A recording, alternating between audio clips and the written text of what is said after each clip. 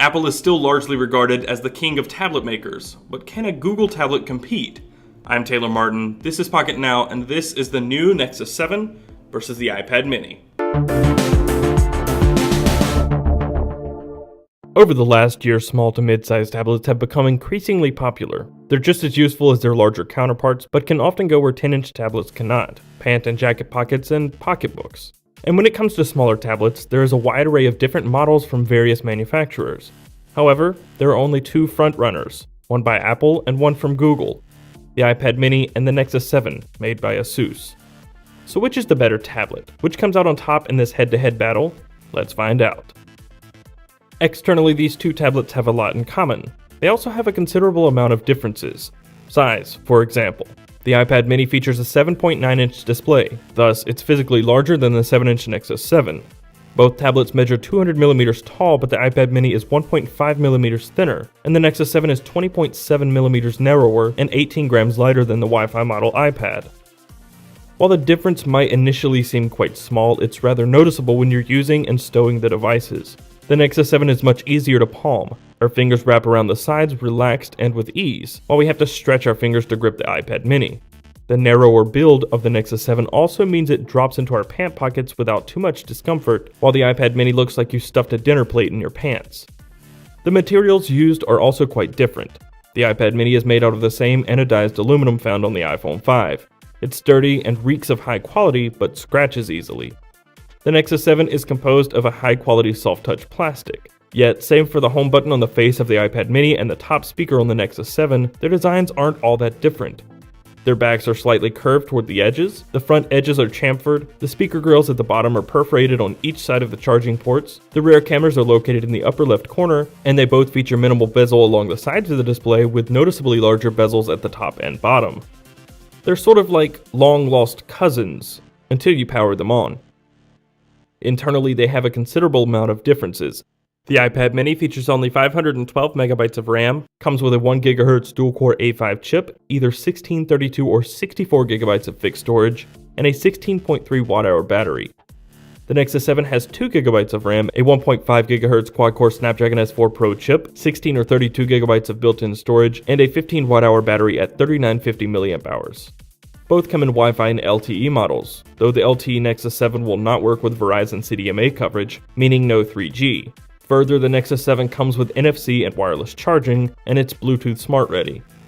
By far, the biggest difference between these two small tablets is their displays. The iPad mini, at 7.9 diagonal inches, offers a display resolution of 1024 by 768 pixels for an overall density of 162 pixels per inch.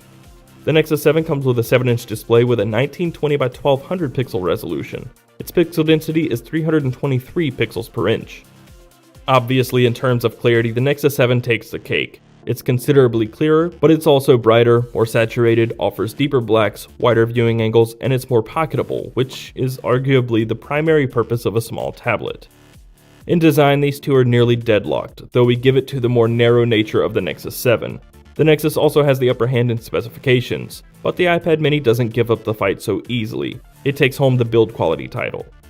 Software is the other strong suit for the iPad mini. The iPad mini is currently running iOS 6, which has its own laundry list of features, but iOS 7 isn't slated to drop until fall. iOS 6 features the old iOS interface. It's drab and quite boring to use. We can't help but feel the iPad mini would be more useful and efficient with the new set of features that come with iOS 7, such as the quick settings menu. The current software simply feels dated. The Nexus 7 comes with the latest version of Android, 4.3, which boasts a nifty tablet-specific feature: multi-user support with restricted profiles. This is perfect for families who share tablets between various members. As per usual with Android, there are optimizations on the home screens and lock screens, widgets, which offer at-a-glance information, and not all of your applications have to be scattered around your home screens. It's simply more organized and easier to customize. That said, there are hundreds of thousands of applications in Apple's App Store that support tablets. Games, productivity, and social apps that more than make up for the rest of the platform's shortcomings and greatly improve the overall experience. However, the tablet application situation on Android is certainly improving, quite rapidly at that. There is now a dedicated filter in Google Play to display tablet applications. And considering Android smartphones are continually growing in size, running phone applications on a 7-inch tablet is not nearly as bad as it is on a full-size slab. In software, these two miniature tablets come to a draw. Both the iPad mini and the Nexus 7 perform exceptionally well in day-to-day use. Applications launch quickly. Tapping the home button drops you back on the home screen in an instant. And even switching applications or changing orientation happens relatively quickly. But if we circle back to specifications, there's a logical reason why the Nexus 7 outperforms the iPad mini. The A5 chip in the mini holds its own in general use, but graphic-intensive games tend to bog the tablet down, causing serious drops in frame rates. Not nearly as many applications can be kept in memory. This means you'll see application splash screens more frequently, but the app's save state certainly helps offset the lack of RAM. The 2GB of RAM and Snapdragon S4 Pro paired with the most recent improvements of Project Butter keep the Nexus 7 purring along smoothly. It handles games well and has yet to bog down on us through intense multitasking. Battery life is fairly comparable as well. The 16.3 Wh battery on the iPad mini and 15 Wh battery in the Nexus 7 will likely manage to power you through a full day of use. Their standby times are phenomenal, only dropping 3 to 5% over 24 hours of inactivity. But on heavier days, you might want to keep a charger around, just in case. In typical use cases, they will only need to be charged every day and a half to 2 days. And the cameras on these two will not knock your socks off by any means. They both equip 5-megapixel cameras around back and both take dull pictures which lack contrast, detail, and proper color reproduction. Your smartphone will likely take much better pictures, but these will do in a pinch.